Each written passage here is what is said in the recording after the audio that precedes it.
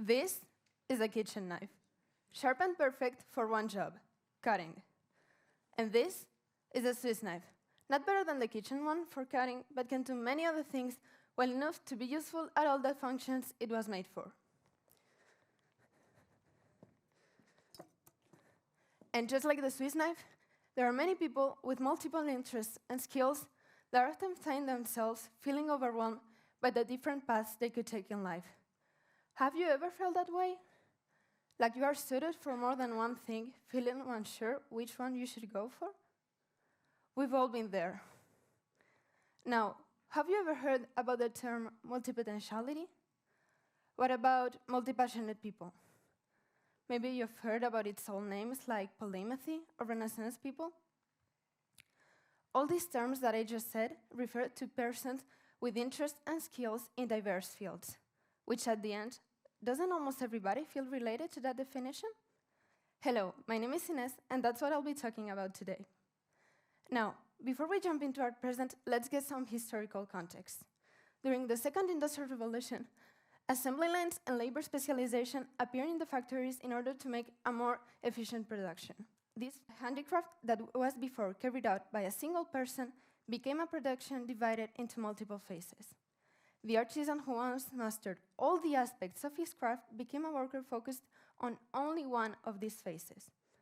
And this isn't good or bad, just a different way of carrying things out. The problem might come when this specialization takes a bigger place in our lives than it should. Fast forward to the present. Doesn't it feel similar? By high school, we are already starting to make some choices, getting a little bit specialized, to shortly after make the big decision, choosing our careers. And here's the tricky part. In many psychological theories, it is believed that careers are an important part of our personal identities, which makes sense. Just think about this. When you have to introduce yourself, what do you usually say? Hello, my name is, in my case, Ines, and I'm, for example, a doctor. I'm an engineer. I'm an artist. We define ourselves by our jobs. Of course, there are many other aspects that compose our identities, such as culture, experiences, family, beliefs. But are some aspects more important than others?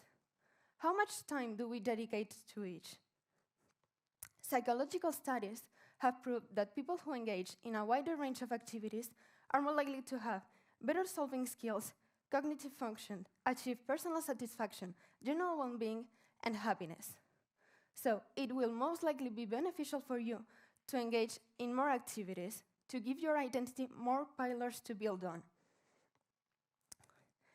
Now, why am I telling you all this? When I was a kid, I wanted to be everything. A pilot, a ninja, a spy, a gymnast.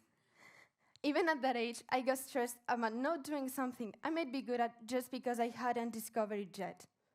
And when I started to think about my professional future, I started to say, I'll have as many jobs as Barbie or even more. That's when I found out about the term multipotentiality.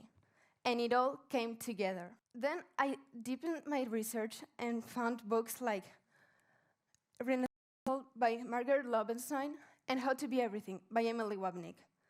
These resources and many others helped me a lot on this problem, and I'm sure they can help you too. But knowledge is just the first step. Practice is a very different and difficult thing, especially without motivation. That's where the role models come in. And some of mine include people such as Zendaya, Leonardo da Vinci, or Bridget Mendler. They all became icons in the fields they pursued. And if they did it, so can we. So remember, there are many paths to follow in life. You may want to be like the kitchen knife, focused and specialized, or like the Swiss knife, multifunctional and adaptable. Both of them are needing in today's world. Be whoever you want to be. Thank you.